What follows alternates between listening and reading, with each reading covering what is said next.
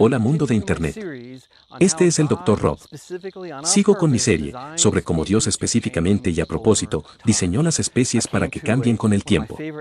Vine a uno de mis lugares favoritos, un pequeño parque cerca de mi casa. De hecho, vine aquí el año pasado y filmé en un tronco que está más allá. Pero ahora está bajo el agua. ¿Por qué? Porque los castores han creado una pequeña represa, creando un pantano gigante. Esto no existía. Esto no estaba así incluso hace unos meses. Las cosas han cambiado, sí, las cosas cambian. Las especies cambian. Los organismos cambian.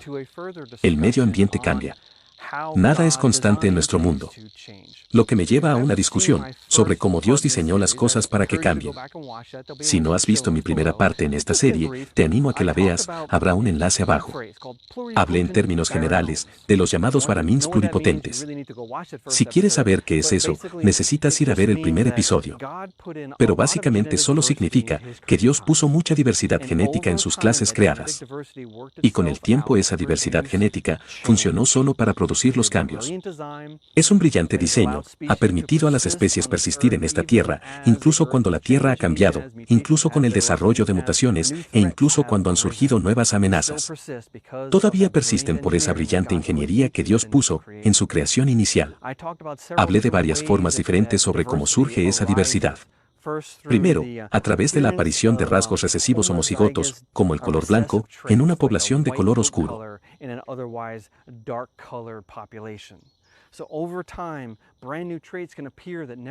Por lo que con el tiempo, pueden aparecer nuevos rasgos que nunca existieron antes. También la actividad de los genes saltarines o retrotransposones que pueden saltar en el genoma, activando y desactivando genes. Por lo que esa información que Dios programó en esa creación inicial, pudo haber sido de forma latente. Otra forma latente de información es el orden de las variantes genéticas a lo largo de los cromosomas. La recombinación puede traer nuevas combinaciones de genes que nunca existieron antes y esas nuevas combinaciones pueden conducir a nuevos fenotipos, que es la apariencia o el comportamiento de un organismo. Cambios integrados en el sistema. Quiero llevar esa discusión y elevarla al nivel de las poblaciones. Porque ahora estamos hablando del origen de las especies, lo cual es muy importante en el debate sobre evolución y creación. Si estamos hablando de poblaciones, lo primero a considerar es lo que sucedió con los vertebrados terrestres después de que dejaron el arca de Noé y empezaron a extenderse por todo el mundo. Bien, consideremos a los osos. 2 osos se hacen 4, después 8, dependiendo de la tasa de reproducción. Y esos pequeños grupos de osos se van a separar unos de otros. Y cada pequeño grupo solo va a tener una selección de la diversidad original de esos 2 osos. A esto se le llama el efecto fundador. La descendencia solo puede portar los genes que estuvieron en los fundadores. Así que, si tomas una población genéticamente rica, la divides y la extiendes por la tierra, vas a tener efectos fundadores. Así que, si una de esas subpoblaciones tiene muchos genes altos, o muchos genes oscuros, o peludos, pueden verse diferentes en otra población. Su comportamiento podría cambiar, el tiempo reproductivo podría cambiar, su olor podría cambiar, muchas cosas pueden cambiar, y obtendremos lo que llamamos ahora especies. Incluso si son reproductivamente compatibles, es posible que nunca se encuentren, porque una rama podría haberse ido al sur, y la otra al norte de una cadena montañosa. Reproductivamente no se pueden cruzar. Pero los llamamos especies diferentes. En mi próximo episodio, voy a hablar mucho sobre las definiciones de las especies, cómo los evolucionistas las han usado, cómo los creacionistas las pueden usar, y creo que podemos explicar esto muy fácilmente, pero tenemos que esperar. Por cierto, esta serie de vídeos es paralela a una serie de artículos que estoy publicando en creation.com ahora mismo, How Species Change. Si quieres leerlo, te aliento mucho a que lo hagas. Habrá un enlace en las notas o solo ve a creation.com y escribe, las especies fueron diseñadas para cambiar. Puedes añadir Carter, por si deseas limitar la búsqueda. Si obtienes especiación de animales que se han separado por la geografía, se llama especiación alopátrica. Es solo otra palabra para que nosotros podamos entender. Significa especies que se desarrollaron en diferentes lugares. Eso es más fácil de explicar que especiación simpátrica, donde las especies se desarrollan en el mismo lugar. Pero imagina una población de peces cíclidos en uno de los lagos Rift en África, ya sea el lago Victoria, el lago Tanganica o el lago Malawi. En esos lagos gigantes, esos lagos tienen muchas especies de cíclidos. Y cuando miras los diferentes lagos, ves especies similares pero diferentes. Y genéticamente cuando los miras, como el pez en el lago Victoria, que tiene una mancha roja en la cola, no son genéticamente similares a los del lago Tanganica. Esas especies, en esos dos lagos diferentes, surgieron independientemente. ¿Cómo? Bueno, imagina que esos cíclidos tienen algo de diversidad en su coloración. Puedes ver puntos, rayas, colores. Y tienen algo de diversidad en los genes de elección con las que las hembras se identifican. Tal vez a las hembras les gustan las manchas rojas en la cola. Y a las otras hembras les gustan las manchas negras en la cola. Podemos obtener la partición instantáneamente de esas especies en el mismo lago, viviendo al mismo tiempo, uno sobre otro y es muy interesante. Y sin embargo, los aficionados se han dado cuenta que estas especies pueden hibridar a lo loco. Puede que no lo hagan en la naturaleza, pero ciertamente lo hacen en los tanques. Son la misma clase creada obviamente, que se ha dividido en pequeños grupos. Simpátricamente, no alopátricamente. Por cierto, este es un día cálido en Georgia. Tuve que esperar que el sol se pusiera por esa colina antes de empezar a hablar, lo que significa que me van a comer vivo los mosquitos probablemente. Y estoy sudando como loco, porque la humedad subió a un 100%. Pero esa es la naturaleza de vivir en el sur, lugar que amo, pero hace mucho calor aquí. Así que, la siguiente pregunta que podemos hacer es, ¿qué tan rápido suceden estos cambios? Bueno, déjame arrojarte esto. Creo que la tasa de cambio se ha ralentizado, dramáticamente. Porque esas clases creadas hubieran sido robustas, habrían sido fuertes, y habría una gran cantidad de diversidad genética en ellos. Y a medida que la diversidad genética se habría dividido, en pequeñas subpoblaciones que ahora llamamos especies, tendrían menos información que el original y tendrán menos capacidad para adaptarse. Su adaptación debería ser más lenta de lo que fue inicialmente, especialmente cuando consideras los años después del diluvio. Si alguien como Charles Darwin en el siglo XIX está mirando a los animales de granja y está tratando de ver ejemplos de cambios, no va a verlos. Y dirá, la tasa de cambio es muy lenta, debió haber pasado millones de años. Son tonterías, señor Darwin. Estabas mirando una ventana de tiempo muy pequeña y no entendías lo que Dios inicialmente había creado. La pérdida de diversidad genética a lo largo del tiempo, la pérdida de robustez y lo que yo llamo encasillamiento genético. A medida que una especie encuentra un nuevo entorno, se vuelven cada vez más específicos para existir en ese entorno a lo largo del tiempo. Ellos pierden la habilidad para adaptarse a otro entorno. Por eso el zorro ártico no puede vivir en los desiertos de Arizona. Pero los zorros rojos en Arizona no pueden vivir en el Ártico. La clase original de zorro se diversificó para vivir en ambos lugares. ¿Cuánta especiación necesitamos? No mucha, llegaremos a eso en un segundo. La siguiente pregunta obvia es, ¿cuánto cambio se permite? En mi entendimiento básico, cualquier cosa que Dios creó se puede reorganizar, duplicar, mutar, romper, amplificar, encender, apagar, mientras no necesites la creación de un nuevo sistema genético o una vía bioquímica compleja, puedes modificar lo que ya está ahí. Hay algunos creacionistas que enseñan que las ballenas pudieron haber estado en el arca de Noé con patas. Tengo grandes problemas con eso, porque la transición de un animal terrestre a una ballena no es simple. Las ballenas no tienen una conexión entre su espiráculo en la parte superior de la cabeza y su garganta. Una ballena no se puede ahogar con la comida. Las aves, los reptiles, los mamíferos y vertebrados terrestres, todos tienen un pasaje nasal que se conecta con su garganta. Su sistema respiratorio y alimenticio está combinado. Las ballenas no son así.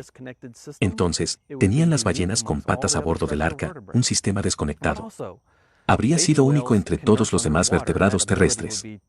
Pero también, las crías de las ballenas se pueden amamantar bajo el agua, esa habilidad se habría desperdiciado totalmente en un animal terrestre. Además, las ballenas barbadas tienen unas placas en la parte superior para filtrar el plancton en el mar. Bueno, eso sería completamente inútil en un animal terrestre. También la capacidad de ecolocalizar bajo el agua sería completamente inútil en un animal terrestre. Así que, yo realmente no creo que algo como una ballena estaba en el arca, incluso en forma latente incipiente. Pero hay más en esa historia, porque depende de dónde traces la línea entre las eras del diluvio y postdiluvio. Antes solía pensar que de todas formas, ahí estaba el KPG, el límite en donde encuentras dinosaurios, y después aparecen los animales modernos. Según la historia evolutiva, fue hace 65 millones de años, con un gran meteoro que golpeó la península de Yucatán y todo eso. Es un límite interesante entre la era de los dinosaurios y la actual. Ya no creo eso, por el trabajo de otros creacionistas, concretamente en geología, que me han movido fuera de esa posición.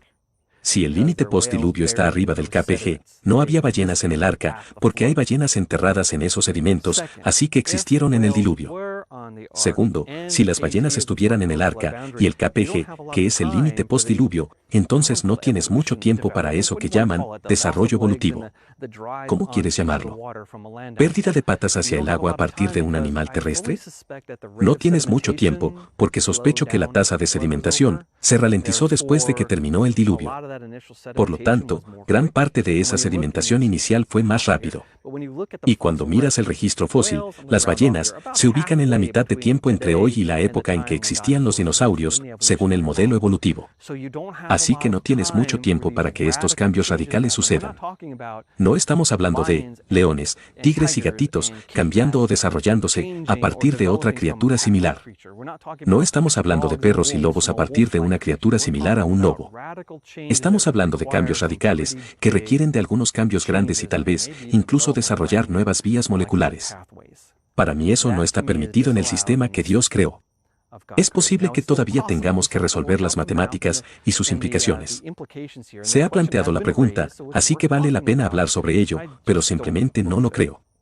Bien, por último, de lo que tenemos que hablar es sobre la afirmación evolucionista de que los creacionistas deben creer, por lo tanto, en la hiperevolución. En mi próximo episodio voy a hablar sobre esa afirmación de, tú crees en los cambios en el tiempo, entonces crees en la evolución. Eso no es cierto y solo podría ser verdad si adoptas la definición más pobre posible. Eso será la próxima vez. Ahora hablemos sobre la hiperevolución. Si creemos que todos los gatos vinieron de dos gatos, ¿es eso hiperevolución? No. ¿Por qué? Si miras el número de especies dentro de cada clase creada, ¿dónde trazas los límites de una clase? Me siento cómodo pensando que está en el nivel de familia. Y si lo mantenemos a nivel de familia, por supuesto que la Biblia no habla de reino, filos, orden, clase, familia, género y especies, eso no es una clasificación bíblica.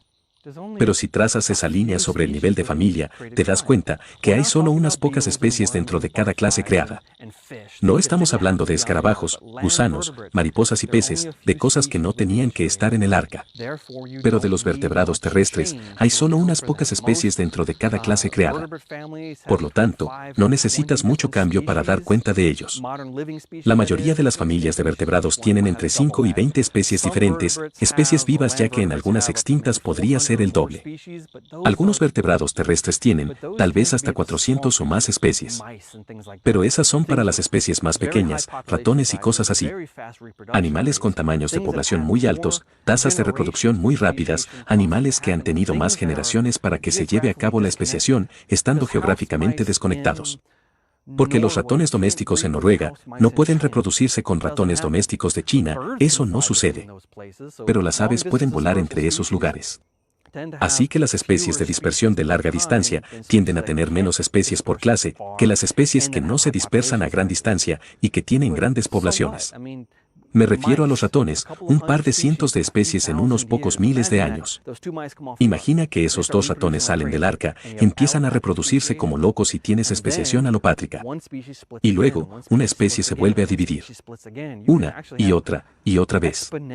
En realidad, podrías tener un aumento exponencial en el número de especies por clase.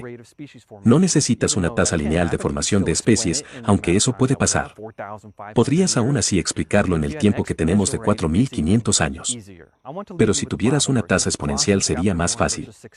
Quiero irme con un versículo, este es de Colosenses 1:16-17. Porque en él fueron creadas todas las cosas, las que hay en los cielos y las que hay en la tierra, visibles e invisibles, sean tronos, sean dominios, sean principados, sean potestades, todo fue creado por medio de él y para él.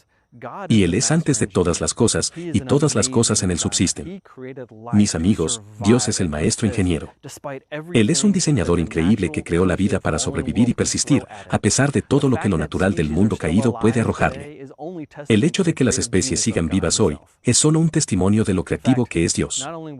De hecho, no solo la vida fue diseñada, no solo fue robustamente diseñada.